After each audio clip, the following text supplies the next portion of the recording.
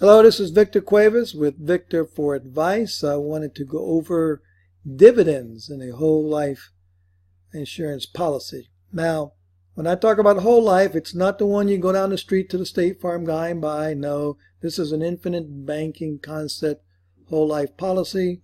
And that's the kind of policy you take out with a mutual life insurance company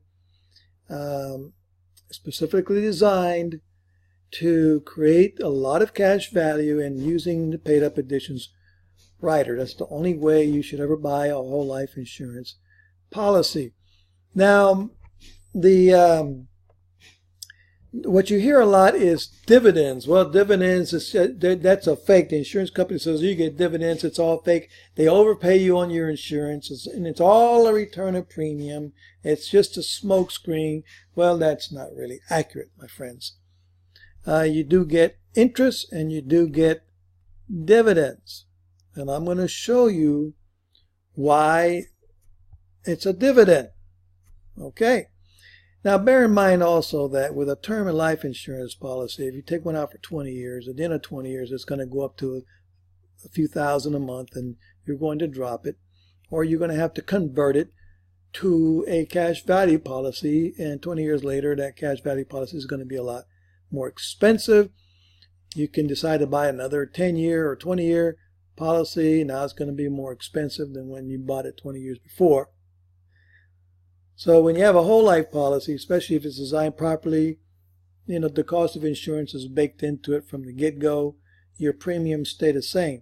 So when you're looking at 20 and 30 years down the road, all of a sudden that premium really becomes very efficient and not very expensive. Try being in your 60s or 65 years old and buying $500,000 worth of insurance.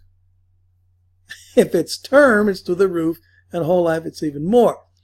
So, really, in the grand scheme of things, when you see here in this illustration, it's not so bad at all. Now, let's look at dividends. And this person here is 35 years old. They're getting this policy.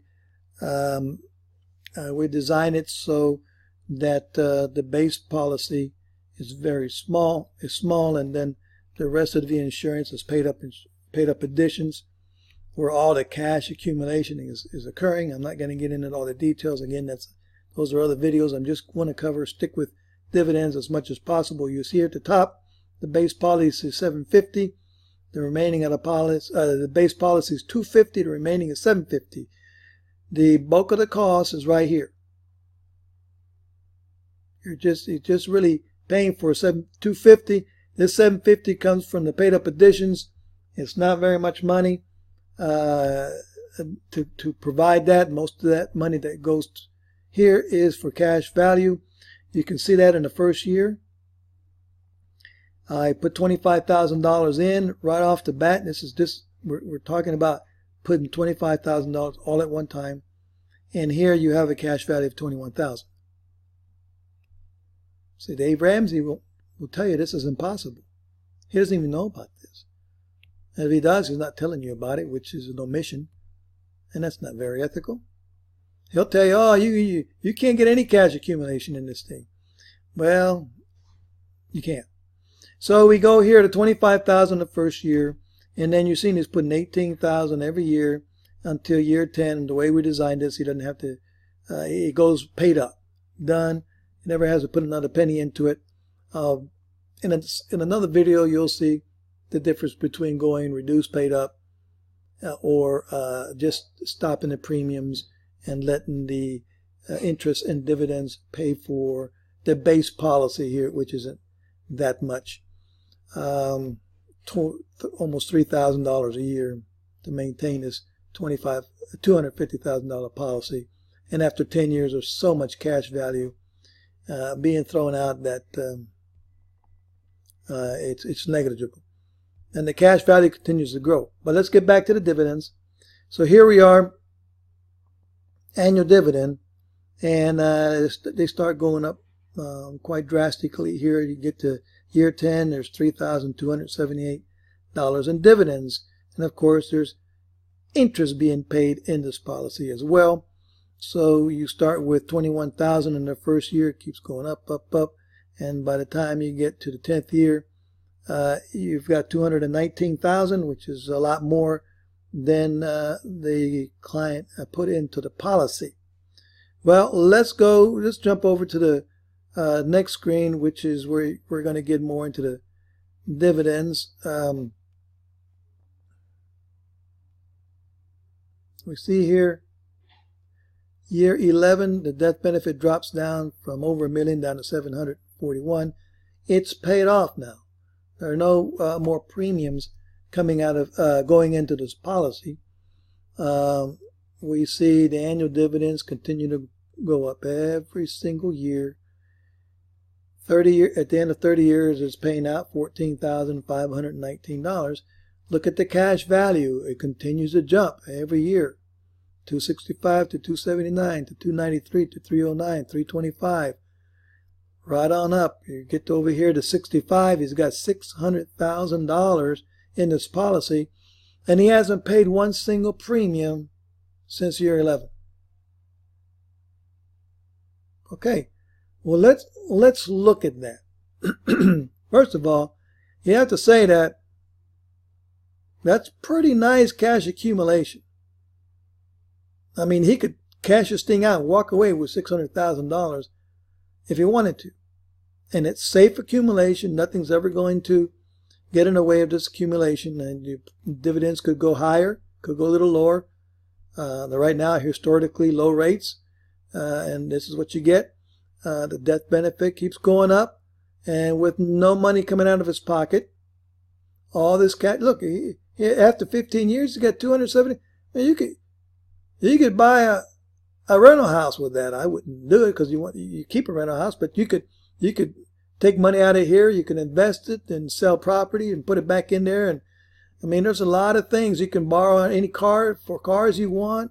And you want to buy a motorhome, borrow from here, pay it back, of course. You know, it just, even if you borrow, it just keeps going and keeps going, keeps growing. So this cash value is always going to be here. I mean, here you are, 65 years old. What if you get into a long-term care situation? You have $600,000 to back you up. So don't believe anybody that tells you this is a crazy, horrible place to put cash accumulation. Remember, this is, tax deferred, but can be tax free depending on how you take it out. So remember, folks, just so we'll get this number right, let me put it on my phone here. Let's get the calculator out, and we have 18,000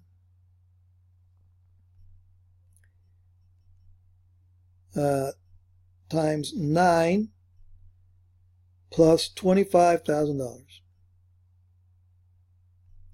So the client put in $187 into the policy.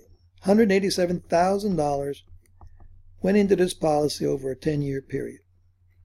Right? And in year 11, you're sitting on $227,714. So he's way ahead of the game. He could cash this thing out, walk out with $227,000, and hasn't lost a penny. Here's a dividend.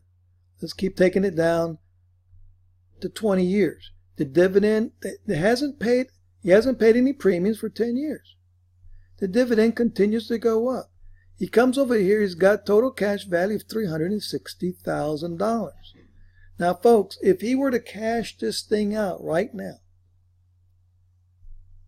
he would have to subtract, for tax purposes, he'd have to subtract $187,000 from this $360,000.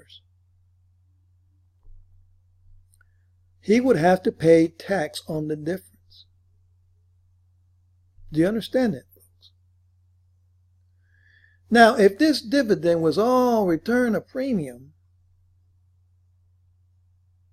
always and ever a return of premium, it couldn't be taxed. You understand that, folks? Now see this $187,000. He can pull the $187,000 out of there if he wanted to. If he could get to year 20, pull $187,000 and not owe 1 penny of tax. Why? Because that's what he put in. But he can't withdraw, it just cash out anything above that without being taxed on that profit. Where does the profit come from? The profit comes from interest and dividends. Don't sit there and tell me that all these dividends are 100% return to premium. Now, I like the fact that it's all this accumulation is tax deferred until I get ready to draw it out. Then I could draw it out using loans tax free. And if I just cash it out, I can cash out as much up to the limit that I put in without paying any tax. But they're going to tax me on the difference, on the profit. And part of the profit is dividends. Look, let's go to 30 years. There's almost 15,000 in dividends being paid out. That goes into the regular cash value, and it counts towards this total cash value. So if I cash out this policy at age 65, that's $600,000 minus $187,000. I'm going to get a huge tax bill. So no one's going to cash it out. Be dumb. The government is going to take you to the cleaner. So you would take it out in the proper way, so it would be tax-free. So I just wanted to show you this, folks, that, I mean, look, heck, you can get down here to 31 years into this policy. That's $15,000. They can take the $15,000 out. Just spend it if they wanted to. So I wanted to show you this because, number one, the dividends can be quite substantial in this particular, depending on what insurance company you use. I'm using Mass Mutual in this case. And the cash values can be quite substantial. As you see here, total cash value at the end of the year. I mean, look at here, at age 70, you're at $771,000. So it's a lot of cash value in there, and the dividends plus the interest counts towards the profitability of this policy, and you will be taxed on it if you just cash the thing out. So that's what I wanted you all to know, that the dividends are really dividends, and they do, and they can mount up to quite a lot of money. Is there part of it in the early years that might be construed as return of premium? Quite possibly, but bottom line is they're still going to be taxed down the road. That's the main thing you got to think about. They're still going to be taxed down the road if you don't take this out in the proper way. So that's it. I hope this has been helpful. And any questions, concerns, just let me know.